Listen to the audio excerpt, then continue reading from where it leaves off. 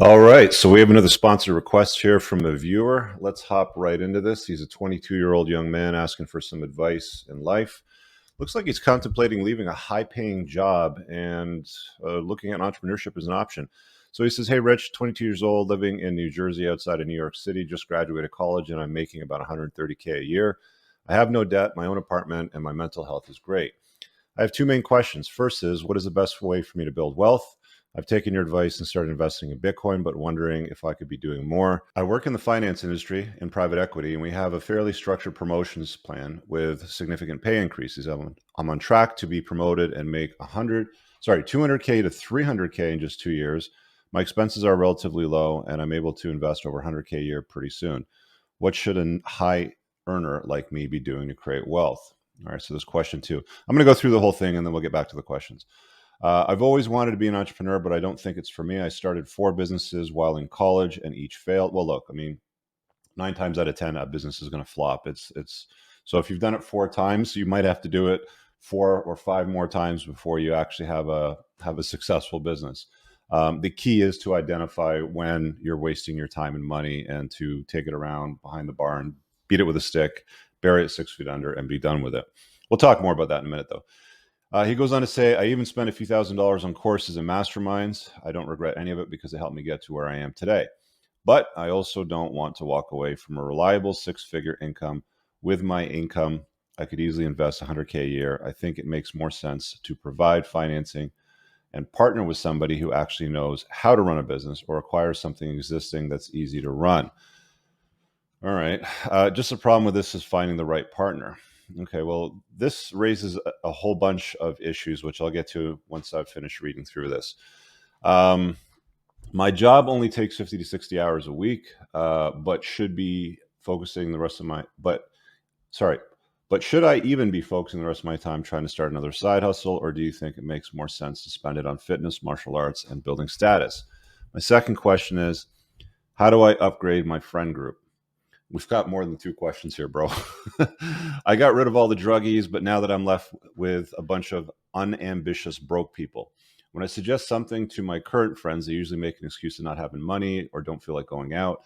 I've honestly struggled with this my entire life, and I wonder if they just don't like me outside of forced interactions. And now that I'm making good money, it feels even harder to respect my buddies from college who aren't chasing excellence. Honestly, after I started the new job, all I wanted now are quality friends. I'm going to throw the banner up. I'm not really sure why I have to keep mentioning it, but I suppose I do. But I do have a men's community, which would be ideal. If you're making over $100,000 a year, you want to get into the 1%. Okay, and that's down below over there. You just go to entrepreneursandcars.com/community. You can learn more and get started there. That's where you're going to find a lot of top shelf people.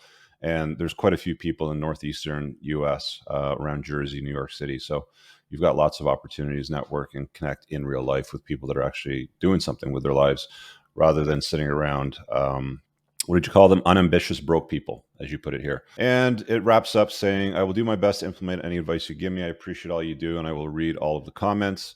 P.S. I know you aren't a big proponent on the grease framed in mahogany, but mine was a life changing one.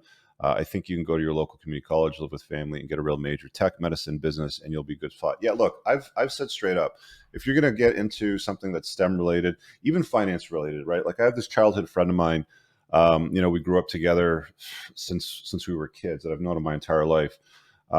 He got a finance degree, moved to New York, worked for one of the big financial instrument companies like Credit Suisse, First Boston, or something like that. Moved to London, left, set up his own hedge fund.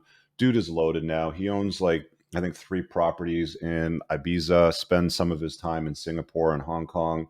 Has offices I think in 3 places around the world now. He's doing really well. So finance is certainly acceptable for a post-secondary education for university college.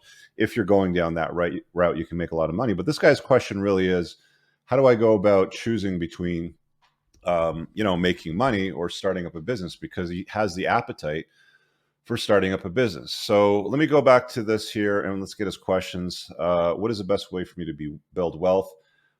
Hands down, if you go to the list of the richest millionaires, billionaires in the world, Forbes, depending on where it is you want to go, I mean, you can look at Forbes, for businesses or business ideas on what's done well in the past. Doesn't necessarily predict what's going to do well in the future, but most of these very wealthy people made their money by starting up a business or several businesses or acquired several businesses, and it kind of like snowballs from there. The richest people in the world, that's how they make their money, generally speaking. I mean, there's some that inherit, there's some that do it through real estate. But I think that if you were to take, the top 100, 200, richest people in the world, you'll probably find that something like 80% of them are self-employed. They're entrepreneurs. When I say self-employed, entrepreneurs running businesses, large organization corporations, stuff like that. So that is the best way to build wealth, hands down, without a question. You can still make a shit ton of money doing other things. I think The Rock, if I'm not mistaken, was recently announced this morning. I saw it in a news feed. Is pretty close to becoming a billionaire, and he's an actor. I think he's worth 800 million, if I'm not mistaken, something like that. So, I mean, there are different avenues that you can choose, but I mean, guys like Bill Gates, Carlos Slim, Warren Buffett, Elon Musk, for the most part, acquired their wealth by building businesses or a business, for example. So, if you want big bank, that's where it's at. Cryptocurrency is a good idea to keep an eye on. You mentioned Bitcoin. I've still been dollar cost averaging in, still been buying the shit out of it. Today is July the 5th as I'm recording this, and I think it's around 19 grand. And I just did another big purchase. So I'm all about crypto for the future, but diversify. Don't go all in on one thing. Be smart about it. So what is your next question here? What should a high earner like me be doing to create wealth? Well, you're talking about being able to invest 100 grand a year with your income as it grows to 200 to 300 in the next 2 years, which is a pretty sweet spot to be in, especially at your age, because you're young, you're making good money. Definitely pile, especially with the market conditions today, because we're probably, okay, we are in a recession. They haven't made the official announcement yet. It's 2 back-to-back quarters of decline. They haven't made the official statement, or I haven't seen it yet anyway, but I'm pretty sure that it's coming very quickly. This is going to be going on for a while, I think. On the slow side, maybe 6 months, maybe on the long side, like on a long tail, maybe another 12 months. So if you've got a lot of money coming in and you can like minimize your living expenses and, your home where you're at, I'd be piling money into the markets. Find stocks that you like, find cryptos that you like. Real estate's kind of an iffy thing right now. They're looking at metrics that are pointing towards a correction. My advice, if you want good economic indicators, is to follow George Gammon on YouTube and, just pay attention to his stuff. He seems to be pretty much spot on. I love talking to that guy. So that's the answer to the second question in there. Now, the point that you made with businesses, you didn't really ask a question. You made a statement. You said, with my income, I could easily invest 100K a year, and I think it makes more sense to provide financing and partner with somebody who actually knows how to run a business. So if you can find somebody that has run a successful business and had an exit, that would be a good person to partner with. Problem with that, though, is if they've run a successful business and they've had an exit, they probably don't need your money, right? So the only person that you're going to be able to partner with who, and you say actually knows how to run a business, is somebody that doesn't have any experience in running a business, because they're the ones that are going to be looking for your money. Again, dude has a successful business, sells it, has an exit, walks away with, I don't know, 6, 7 figures, whatever it happens to be, 5 figures, I don't know, walks away with a good chunk of money. What does he need your 100,000 for? Or what does he need your $500,000 for? He doesn't need it. What skills do you bring to the table? You probably don't have any that he's looking for. Maybe if it's a financial instrument or something like that, you could take a look at that. That might be something to consider. But the way that you're approaching it is kind of offside. You follow me on that, right? And then he goes on to say, or acquire something that's existing something existing that's easy to run. Now, the problem with that is people will go out and they'll say, okay, I've got $200,000 or $300,000. I want to go and acquire a business, or I want to get some financing to buy a business. And then they end up buying something that they generally take off the hands of somebody else. People don't get rid of good businesses. My accountant made this very, very clear to me early on when I was doing like maybe the second or third year of my taxes with TDF, my debt business, in the early 2000s. And he basically said, you never want to get rid of this business, Rich. This is the goose that lays the golden egg. The way that we had it structured, the way we had the recurring revenue, the way we had, our customer list, it was structured in such a way that you wouldn't want to offload it. So the only businesses that you're going to find for sale are generally going to be businesses that people want to get out of. And why would they want to get out of it if it doesn't lay a golden egg monthly for them? It's probably because it's a shit business. What you're going to have to look for is an older seasoned guy that's retiring and he doesn't have the business to hand off to like younger siblings or kids or anything like that. And he has a book of business that he just wants to sell and get rid of and just retire on what it is that you give him. That would be something to consider. But again, you're going to be getting into something that somebody else built, and you may not necessarily like it when you get in. What a lot of people find out when they get into an existing business is it's not how they would have run it, and they kind of walk into something that's kind of strange. It's almost like two people are married, like the entrepreneur is married to the business and he runs it for, let's say, 20 years, which is very uncommon, right? Builds a large book of business, has recurring revenue, it's a good business, and he says, okay, I want to get a divorce from this business now and sell it to somebody else. It's like you're walking into somebody else's saved video game at like level 9 sort of thing, and you're really not sure how everything works, how the controllers work, where it sends you in different directions. So you have to be careful when you acquire a business. It's my view that it's always better to start up a business with something that you're passionate about and that you've got the skill set in. So if you're passionate and you've got the skill set and it makes money, so if you can take 3 circles and you overlap them all, the middle is where the gold is. Okay. So look for that if you're going to get into starting a business. Now, again, back to the point where you made that I started a whole bunch of businesses and they all failed. Well, 4 of them.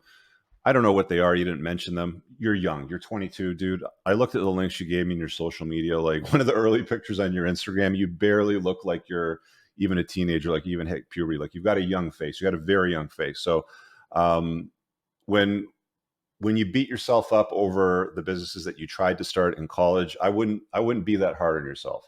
You got a lot more to learn.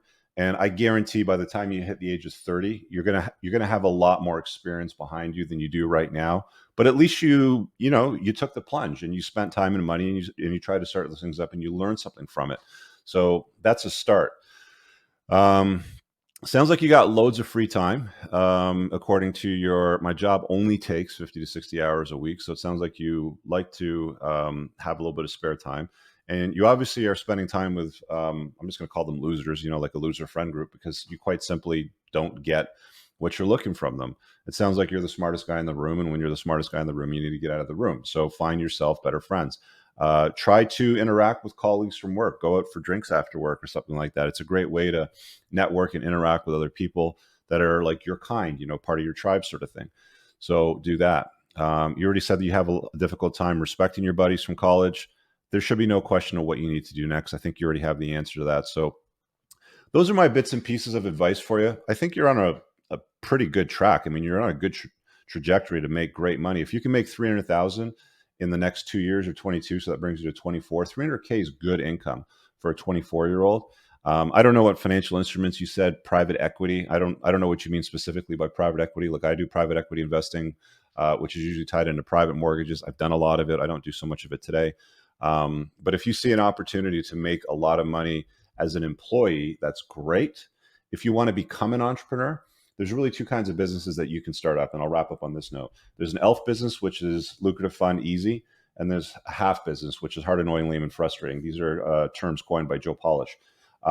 In my School of Entrepreneurship, my course, I talk specifically about how to structure business so that it is leaning far, far into an ELF structure, meaning it's easy, lucrative, and fun.